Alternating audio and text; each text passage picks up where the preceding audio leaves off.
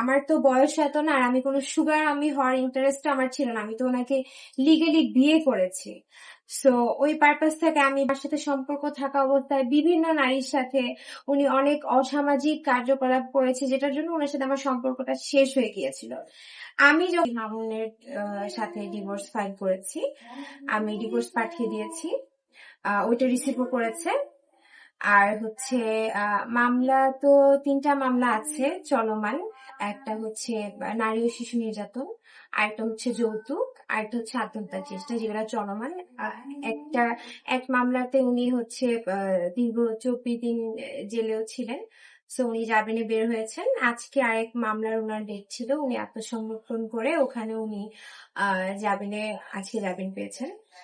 So এই জন্যই basically আপনারা যেহেতু শুরু থেকে আমাকে অনেক সাপোর্ট দিয়েছেন, সবাই আমার সাথে ছিলেন, আমার বন্ধু বান্ধব, সাংবাদিক ভাইয়ারা সবাই আমাকে অনেক সাপোর্ট দিয়েছেন, এই জন্য আমি অনেক গ্রেটফুল সবার প্রতি।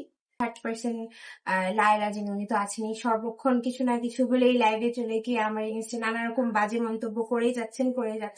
তো সবকিছুর জন্য আমি ভাবলাম যে আমারও কিছু বলা উচিত। আমি আসলে এই নাটকীয় ভাবে কিছু হলেই ক্যামেরার সামনে এসে ওই নাটকগুলো আসলে আমি করতে পারি না।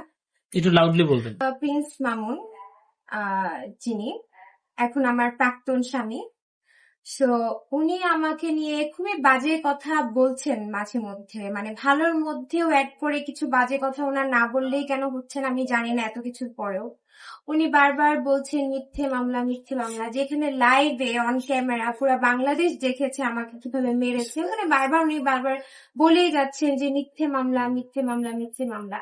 উনি রীতিমতো আইনকে অবমাননা করে বলতেছেন যে মিথ্যে মামলা। আপনারা সবাই দেখেছেন যে আমার উপর কি পরিমাণ হামলা উনি করেছে। আপনারা যেদিন এসেছেন ওই দিনও আমি আপনাদেরকে দেখেছি। আজকে বেসিক্যালি খুবই ইম্পর্টেন্ট একটা কথা বলার জন্য, সেটা হচ্ছে আমার প্রবলেমের শুরু থেকে আপনারা আমাকে অনেক সাপোর্ট দিয়েছেন, আমার সাথে ছিলেন। আমি এই জন্য অনেক গ্রেটফুল ভাই আপনাদের প্রতি, ইভেন সবার প্রতি।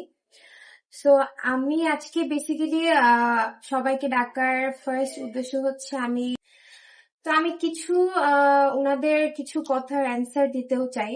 আমার এগেনস্টে ওনারা কিছু বলে উনি ওনার ফ্যামিলি আর আরেকজন। সো আমি আসলে আজকে আমাকে সবাই আমার বন্ধু বান্ধব বলতেছিল যে আমার কিছু একটা বলা উচিত, আর হয়তোবা এর পরে আমি হয়তোবা ভিডিওতে নাও আসতে পারি, বিকজ আমার আসলে পছন্দ না সবকিছু নিয়ে, পার্সোনাল লাইফ নিয়ে এত কথা বলা।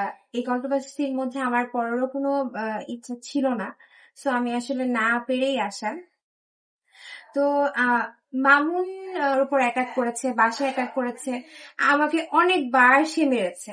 তো এরপরে উনি বারবার বলতেছে উনি মিথ্যা মামলায় ফেসেছেন, হ্যাঁ তেন। আমি জানি না এইসব অপ্রাসঙ্গিক কথা উনি কিভাবে বলেন, আর আপনারাও কিভাবে শুনে মানে কেন উনার এগেনস্টে কিছু বলেন না আমি আসলে জানি না। সো এটা প্রথম কথা। দ্বিতীয় কথা হচ্ছে উনি আমাকে উনার 2 দিন আগে একটা ইন্টারভিউতে আমি দেখলাম উনি বলতেছিল যে কোন রাজার মেয়ে ও, ওর কি আছে না আছে। অ্যাটলিস্ট আমার এতটুকু সেলফ রেসপেক্ট আমার আর আমার পরিবারের আছে যে আমার পরিবার অ্যাটলিস্ট কোনো মেয়ের টাকা খেয়ে এভাবে ওপেনলি বলবে না যে কোন রাজার মেয়ে আমাকে কি দিয়েছে কি করেছে। বলবো যে হ্যাঁ আমি কোনো রাজার মেয়ে না, আপনি তো প্রিন্স। অ্যাটলিস্ট ওই প্রিন্সের সেলফ রেসপেক্ট থেকে আপনার একটা মেয়ের টাকা খেয়ে, একটা বইয়ের টাকা খেয়ে এভাবে প্রাউডলি বলার কোনো কিছু নাই আপনার ওয়াইফকে ছোট করে। আর আমি উনি বারবার বলেন যে উনি কিছুই করেননি, উনি একদম খুবই ধোয়া তুলসী পাতা। সো উনি কিন্তু আমার সাথে ওনার সাথে আমার সমস্যা শুরু হয়েছে বিভিন্ন দিকের জন্য, যেমন মারামারি one of the main reason. এছাড়া উনি এখন ওনার বাসায় আপনাদেরকে ডাকার পরেও লাস্ট বারের মতো যখন ওনার বাসায় সম্পর্কটা ঠিক করতে চেয়েছিলাম, যেদিন উনি সুইসাইডের অ্যাটেম্প নিল, ওই তখনও আমি যে ওনার বাসায় 4-5 দিন ছিলাম, তখনও আমি ওনার ফোনে দেখতে পারি বিভিন্ন নারীর সাথে তিনি কথা কন্টিনিউ করে। আমি একদম নাম মেনশন করে বলেছিলাম লন্ডনের এক মহিলা হাবিবটি, যে ওনার সাথে উনি সম্পর্কে জড়ান। ইভেন ওই 4-5 দিনও আমি সেম জিনিসই দেখতে পারি। সো উনি এত প্রাউডলি বলার কিছু নাই, এত মিথ্যা বলার কিছু নাই যে উনি হচ্ছে কিছুই করেন না, কোনো মেয়ের সাথে কোনো সম্পর্কই নেই, কিছুই নেই। সো আই হোপ এরপর থেকে ওনার যদি লজ্জা থাকে, মিনিমাম, ওনার তো লজ্জাবোধ নাই, সোশ্যাল মিডিয়াতে উনি যেগুলা করে বেড়ায়, উনি আর ওনার যে এক্স, ওনাদের তো আসলে কোনো রকম লজ্জা শরম আল্লাহ দেয়নি। সো আই হোপ এটা দেখার পরে আমার ওনাদের কাছে বার্তা থাকবে যে অ্যাটলিস্ট মিনিমাম লজ্জাটুকু একটা মানুষের থাকা উচিত। হ্যাঁ, সো এগুলা যাতে উনি না বলে, মিথ্যা জিনিসগুলা যাতে এইভাবে না বলে ওনারা। আচ্ছা